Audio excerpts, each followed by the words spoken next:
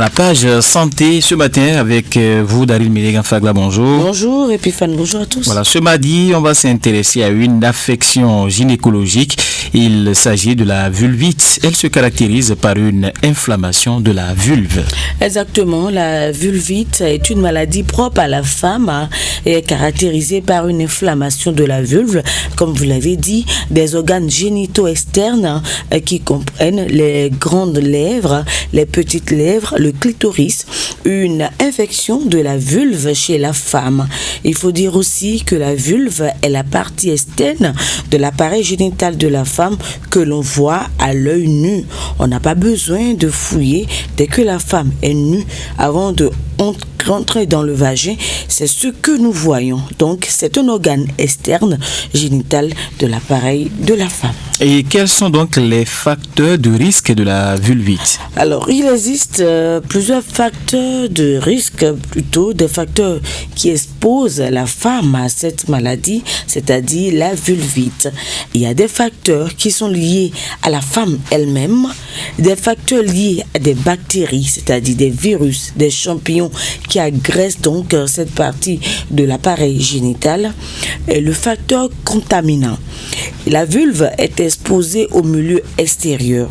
Donc, il s'agit beaucoup plus ici des comportements de la femme, la destruction de la flore vaginale, l'introduction des produits sceptiques pour soi-disant enlever les odeurs, les écoulements. Et quand on voit anatomiquement, la vulve n'est pas loin de l'anus. Il y a donc la flore intestinale qui est habituellement septique, donc des déchets circulent. Et si la toilette intime ne respecte pas les normes, la femme peut envoyer de manière inconsciente ces déchets vers sa vulve, ce qui crée par la suite l'infection. Il y a également le partenaire sexuel. Si ce partenaire est malpropre, le vagabondage sexuel, il expose donc ainsi la femme à la vulvite. Le non-respect des règles d'hygiène en milieu hospitalier également au cours d'un accouchement ou d'un avortement peut exposer également la femme à faire la vulvite. Alors, comment se manifeste, Daryl, cette affection?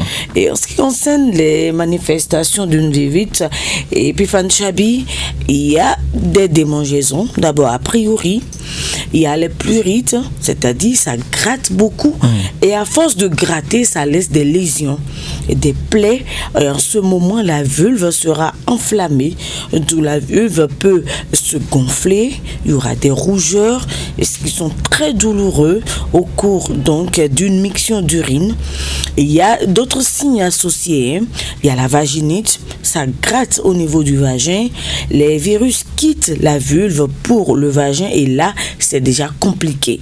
Ce sont justement ces signes qui poussent la femme à venir en consultation. Alors, comment se fait, j'allais dire, le traitement de la vulvite une fois le diagnostic posé? Alors, le traitement se fait en fonction du germe ou du virus mis en cause, avec la prise des antibiotiques, des antalgiques, des solutions, des crèmes pour les toilettes intimes.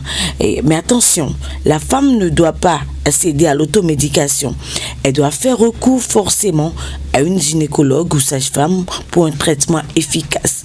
Lorsque le traitement est bien appliqué, les signes vont régresser et la femme va retrouver sa vulve normale. Mais le plus souvent, lorsque la vulvite n'est pas efficacement traitée, ça va entraîner une inflammation du vagin et peut remonter au niveau du col de l'utérus, une endométrie.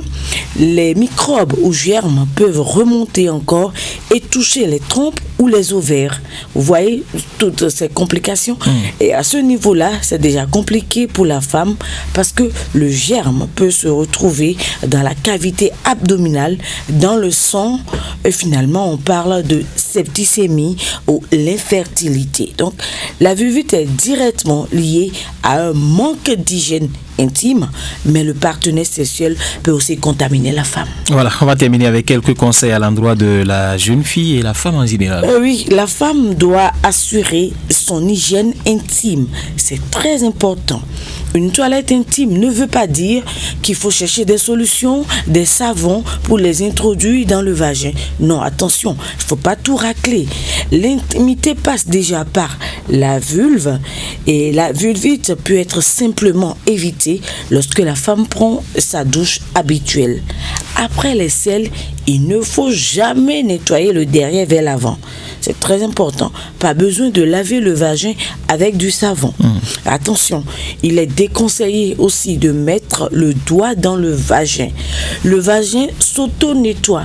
Et à toutes les femmes, la prévention primaire, c'est de protéger votre partie intime, qui est l'appareil génital, éviter le multipartenariat ou utiliser le préservatif pour se mettre à l'abri de la vulvite. Voilà, merci à vous Daryl Medega Fagla justement pour toutes ces précisions. On vous retrouve mardi